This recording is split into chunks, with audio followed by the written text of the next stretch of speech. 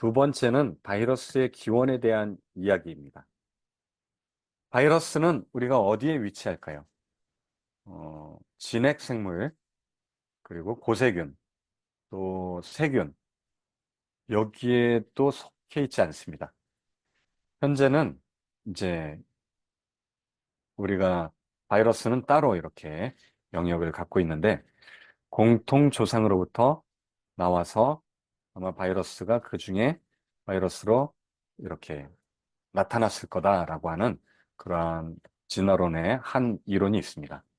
조금 자세히 살펴보면 진화론에서는 제가 방금 말씀드린 것처럼 최초의 생명체로부터 원시 바이러스가 이렇게 진화했을 것이다라는 원시 바이러스 세포설이 있고요. 또는 원시 바이러스 자체가 최초의 생명체다. 이 자체가 생명체다라고 하는 최초의 생명체설과 방금 이야기한 제4 영역설로 진화했다라는 두 가지가 있습니다.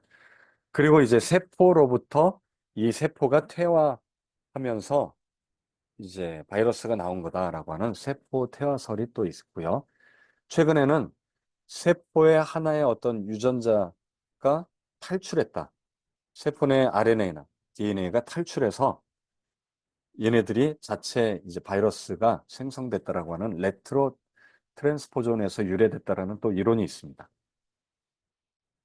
창조론은 이제 어떤 그 피조물, 하나님이 만드신 피조물이 창조했다, 조작했다, 바이러스를 조작해서 현재 바이러스가 된 것이다라는 이론이 있고요. 진화론에서 이야기하는 뭐 레트로 트랜스포존에 유래된 비슷하게 또 주장하는 또 설도 있습니다. 트랜스포존이라고 하는 것에서 유래했다, 재조합됐다. 그리고 또 창조주의에서 바이러스가 창조됐는데 이것이 어떤 바이러스의 어떤 재조합에 의해서 그리고 또 변이에 의해서 바이러스가 현재 병원성을 갖게 되고 문제를 일으키게 됐다라고 하는 이러한 창조주의에 의한 바이러스 창조설, 뭐 여러 가지 이론들이 있습니다. 하지만 아직까지 명확하게 이렇게 어, 확인된 것은 없습니다. 이론일 뿐입니다.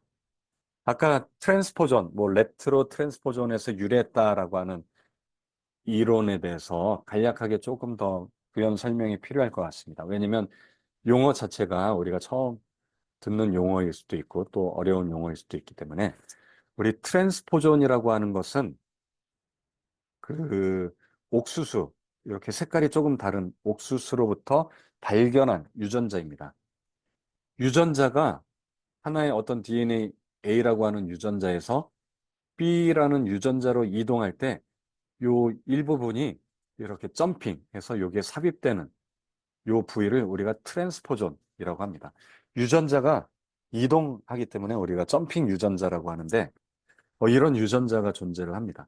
근데 레트로 트랜스포존이라고 하는 것은 DNA가 이제 다른 부분으로 이동하기도 하지만 DNA에서 이제 트랜스크립션, RNA로 이렇게 전사가 일어난 다음에 얘가 거꾸로 아까 리버스 트랜스크립션이라고 해서 역전사, RNA가 DNA로 바뀐 다음에 이 DNA가 다른 부위로 인서트, 이렇게 삽입된 것을 우리가 레트로 트랜스포존이라고 합니다.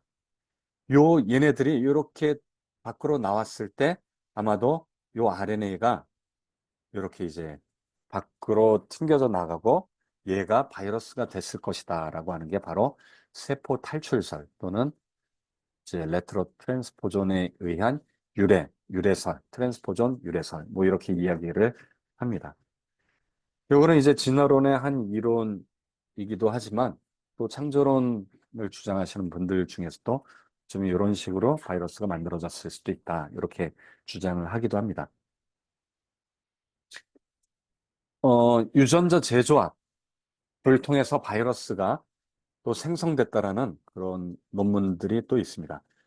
각각의 이제 바이러스, 프로바이러스 두 개의 바이러스 안에 있던 요 유전자가 이종성 쥐백혈병 바이러스 관련 바이러스라고 하는 바이러스의 유전자를 살펴보니까 각각의 두 개의 유전자가 결합되어 있는 것을 알게 됐습니다. 그래서 바이러스가 재조합을 통해서 새로운 바이러스가 만들어질 수도 있구나. 이런 이제 논문이 또 소개가 되고 있습니다.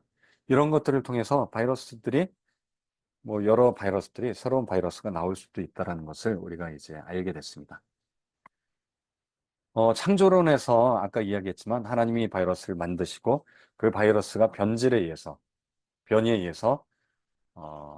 이렇게 현재 바이러스가 나왔다는 이론인데 선악과 사건, 창세기 2장 17절에 보면은 선악을 알게 하는 나무를 먹지 말라. 먹는 날에는 내가 반드시 죽으리라 라고 했는데 우리가 먹어서 죽게 되는 것.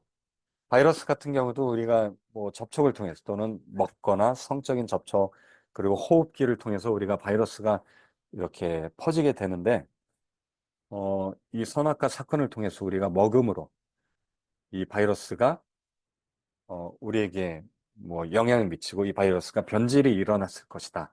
변이가 일어났을 것이다. 라고 또 이야기하는 내용입니다. 그런데 십자가 사건도 유사하게 하늘로 내려온 살아있는 빵이다. 내가 나를 먹으면 영원히 살리라.